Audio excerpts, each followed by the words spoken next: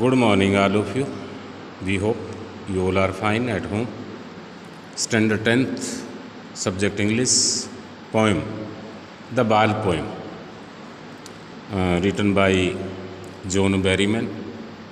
You know very well, B for Ball, and poem Kavita, गेंद कविता. What is the message of the poem? कवि यहाँ पर कहना चाहता है कि ख़ास तौर पर बच्चे होते हैं, उनकी सबसे ज़्यादा खुशी और प्रसन्नता खेलने में होती है. बच्चा स्टार्टिंग से ही आपने देखा, छोटे बच्चे हैं, उनका ज़्यादा इंटरेस्ट खेलने में होता है. पुराना ज़माना होता था तो अनेक प्रकार के हवाई जहाज़, अनेक प्रकार की चीज़ें ज़मीन में बैठकर या एक स्मूथली खेला करते थे. मॉडर्न टाइम में गेम चेंज हो गए. तो कवि ने भी एक बाल, इस बाल कविता में, गेंद कविता में कवि क्या मैसेज देना चाहता है? We are going to start to read. What is the boy now, यानी कि बॉय एक लड़का जिसकी उम्र 8-9 साल हो सकती है, 10 साल हो सकती है. हु हैज़ लोस्ट हिज बाल, लोस्ट होता है गुम, यानी कि वो लड़का जिसने अपनी बॉल को गुम कर दिया है. What is he to do, कवि प्रश्न कर रहा है कि अब वो क्या करेगा. यानी कि सबसे पसंदीदा उसकी बॉल है और अचानक वो बॉल गुम हो गई है. लड़का बिल्कुल उदास हो गया है और कवि कल्पना कर रहा है कि वो क्या करेगा. I saw it go, I for the poet, सामिन देखा, इट फॉर द बॉल, मैंने इसे जाते हुए देखा. किसको जाते हुए देखा? यानी गेंद को जाते हुए देखा. मेयरली, हैप्पीली, यानी कि प्रसन्नता से. बाउंसिंग, जानते आप, उछलते हुए. डाउन द स्ट्रीट, यानी कि कवि कहता कि मैंने उस बाल को, यानी कि क्रिकेट खेलते हैं तो बाल नेचुरली खुशी से जाती है. अंडरस्टूड है वो कि उछलते हुए उसे जाते देखा. और बाल जो ऊपर जाती है तो अंडरस्टूड नीचे भी आएगी, तो गली में उसे नीचे आते हुए देखा. एंड देन मेयरली ओवर, और कवि कहता कि अब वो बाल मुझे दिखाई नहीं दे रही, अर्थात बाल गुम हो गई है. There it is in the water, अर्थात वो गेंद पानी के अंदर चली गई है और पानी बहुत ज़्यादा है कि उस बाल को ढूंढा नहीं जा सकता. नो यूज़ टू से, कवि कहता है अब कोई कहने का फ़ायदा उस लड़के को नहीं है. क्या?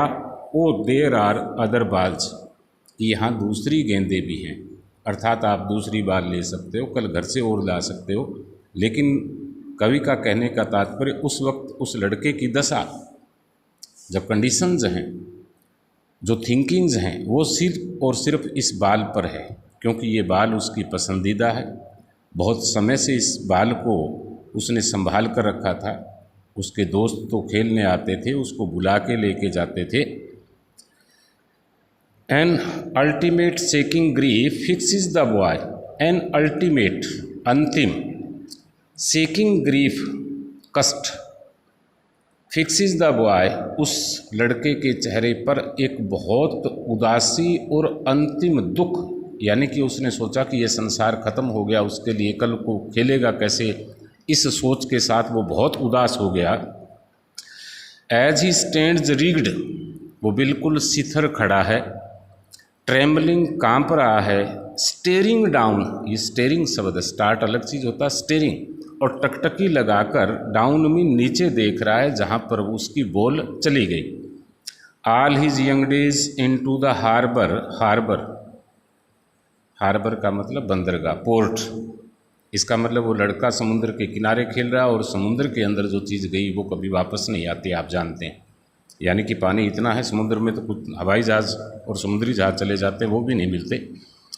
और उसके पुराने जो अच्छे दिन थे, ऑल हिज यंग डेज का मतलब जो पिछले काफ़ी समय से उस गेंद के साथ आनंद के साथ खेल रहा था, अब वो सारी खुशियाँ उस समुद्र में समा गई बाल के साथ. वेयर हिज बाल वेंट, जहाँ पर उसकी गेंद चली गई.